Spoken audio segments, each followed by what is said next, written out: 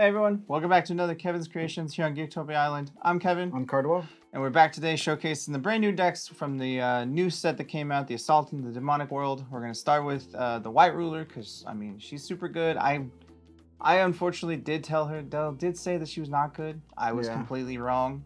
This ruler is insane. I kind of thought that too when we did our set review. I was like, yeah, because her power seems weird and slow to the other ones, but no, we're good. Yeah, but she's definitely a powerhouse, and we're going to go over her first. But before we get into it, guys, we just remind you that we do have a Patreon. The link is down below. Go check it out. It just takes $1 to give us some love and support. We greatly appreciate it. Also, in our Patreon, you'll find like all the extra stuff, like our videos up early and all the extra just Patreon stuff that we have.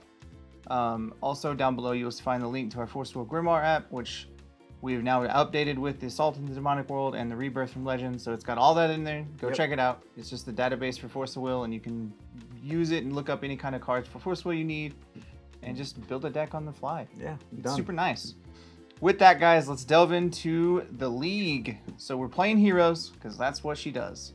And it is Excalibur Genesis / Faria, the Swordsmaster of Creation, is who it is. So the ruler side is she judgments for 0. Play this ability only if there are 4 more guidance counters on this card. At the beginning of your main phase, choose one.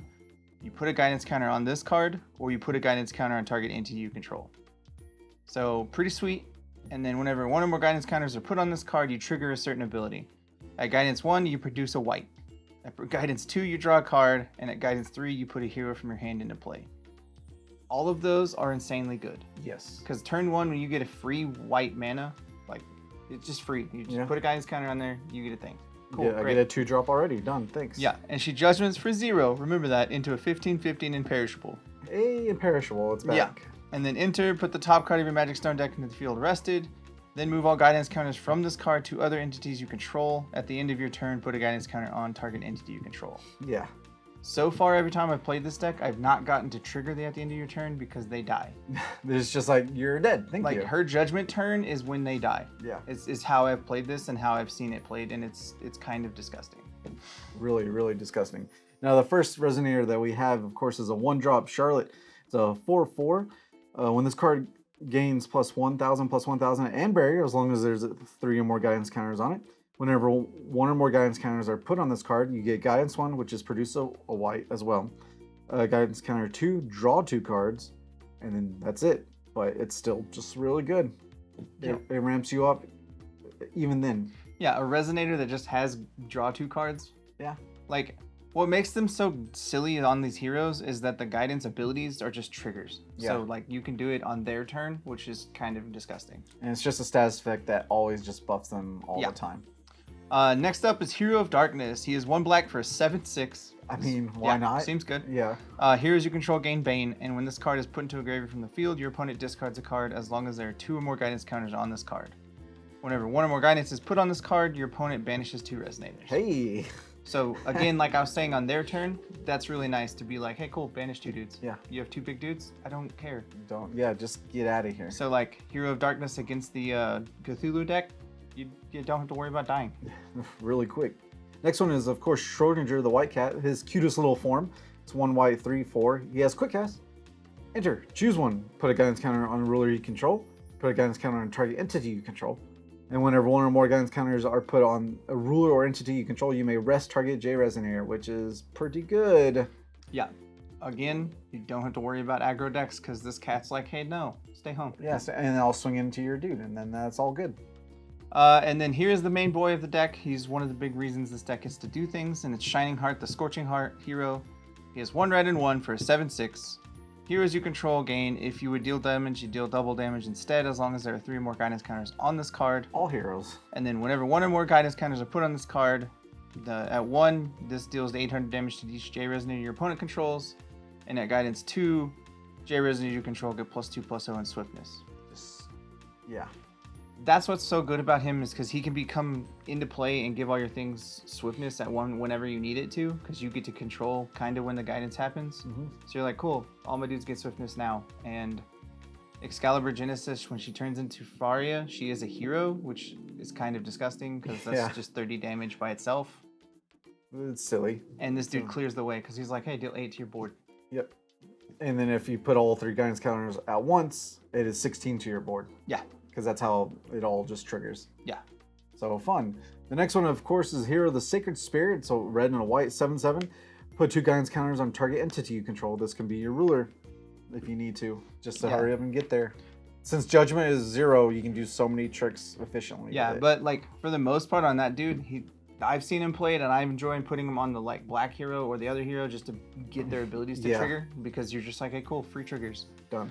Hero of Water, the white, blue and 1 for 6/7 with quick cast.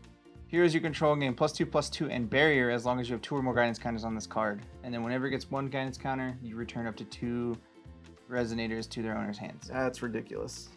So if you need to get free triggers on your stuff, you can bounce your own stuff or just bounce 2 of theirs. Yeah. Yeah, just in case you want to play your black hero and then put 2 guidance counters on it to kill a dude, you know, or 2 dudes. Next one is a Magna. It's 2 red, 7/7. It says, as a Resonator, you may play this card from a removed area. Other J Resonators you control gain +2/+4. And then it's also a hybrid card. Has a chant quick cast. Put a counter with the name of choice on a ruler or entity you control. Remove this card from the game. So, you know, you can say guidance counters or +1/+1 or whatever you need at the time. Yeah. And it's just super good. And the other like main pivot card of this entire deck is Lenneth, the heroic goddess of guidance. Yep. She's 2 white and red for an 8/8. But usually you don't have to pay for her because, you know, 3 guidance, you put a dude into play. It's kind of silly. Yeah. She's an 8/8. Entities you control with guidance counters on them gain eternal. So solid, your dudes don't die. And then enter, search your deck for a hero with total cost 2 or less, and put it in the field, put a guidance counter on it, then shuffle your deck. It's already. So every other dude in this deck, minus the white cat, you can go get because they're all heroes, except for the cat and Magna, because he costs 3 in the deck, but whatever. But like they each have something to do when they trigger that way. Yeah. Because they're gonna get a guidance counter when they come to play from her, and if you get like the white red one, he can auto trigger something. But usually you go get the red one because you just get to win that turn. Yeah, exactly. The first spell, of course, is Schrödinger's Call. It's 1 white chant. Quick cast, search your deck for a hero, reveal it, and put it in your hand, then shuffle your deck. It's so good. Yeah. It's just like, I go get this pivotal card that I need. Thanks. Yeah. And with this deck, it's free on turn 1. Like you don't have to pay for it because she gives you a free mana, and that's what makes it so good. Because it's cool. You don't need to play it. Yeah. Like if you didn't have the free mana, I don't know if it'd be worth it. But so with the mulligan, you can either go for the card you need or this card, so you have a double chance of actually getting what you need to win. Yeah. Next up is Manifestation of the Sacred Spirit. It is 1 white, quick cast. Target J Resonator you control gains +4/+4 in Eternal until end of turn. Put a guidance counter on this card. Our favorite type of cards here. Yeah, this card is busted. Yeah. Super good because it gives it Eternal and a guidance counter. So which does more value that you just need. The next one, of course, is just Guidance. It's aptly named. It's 1 white quick cast. Put a guidance counter on target entity you control. Draw a card. You lose nothing and you gain everything. Yeah. All your little heroes get to be really good at an instant speed. Yeah. Charlotte's Light Transformation Magic. Y'all remember this from the blue one. It's the same card. Yeah. It's 1 white, quick cast Remnant. Target J Resonator loses all abilities and becomes a 6/6 till the end of turn. Card's insanely strong because you're like, hey, no, don't. And yay, Remnant. You have cool abilities? No, you don't. You have Imperishable? Get out of my game. Yes, and especially when you're like, that J Ruler is now 6/6 with no Imperishable, and then also that 15/15 is now 6/6, so it dies from the red hero. Yeah. So it just all works out. Next one is Excalibur Revolution. It's 2 white and X. Choose 1, destroy X target non-magic stone entities your opponent controls, which is insanely powerful. And then put a guidance counter on X target entities you control. Draw X cards. What do you need? Yeah, either one, you win. Yeah. Just the fact that it says non-magic stone entities. You're just like, all your dudes are dead for X. Yeah. That's better than Final Battle almost. If you can pay life, that'd be ridiculous. But still, like, just kill your dudes. Thanks. That's it for the deck. The stones are really simple. We're playing Magic Stone of the 6 Sages, Magic Stone of the Heaven's Rift, Magic Stone of the Heat Ray, and then Magic Stone of Guidance, which is her stone. Which all it does is it adds a white or it adds a color of any color, but you can only use those for heroes, which is what you need it for because you have the offset heroes, but you're not really too worried about it because they cost 1. Yeah, or you can go get it with Lenneth. So yeah, so this stone can play any of the heroes that you need, and it's really helpful for it. But Overall, I've been playing this deck, and I'm probably going to try to play this deck for a good while because it reminds me of old Freyla. If anyone that played Freyla knows, when she judgments, you get to win. That's just how that deck went. And that's kind of how this deck goes. I mean, that's how it was. Sent you to Japan once. So. Yeah. So it's kind of disgusting, and I really enjoy aggro like this, so, you know, it's probably what I'm playing. Yep. But the deck list will be down below, guys. Go check it out and leave us a like down in the comments below. We'll see y'all later. Goodbye. Also, guys, make sure you hit that like button down below and subscribe to our channel, and then hit that bell for any future notifications that you have for our videos. And we go ahead and give a big thank you to our fans for over the years, especially our Mythic and Above Patreon followers. Thank you, Ryan. With that, we love you. Thank you for your support.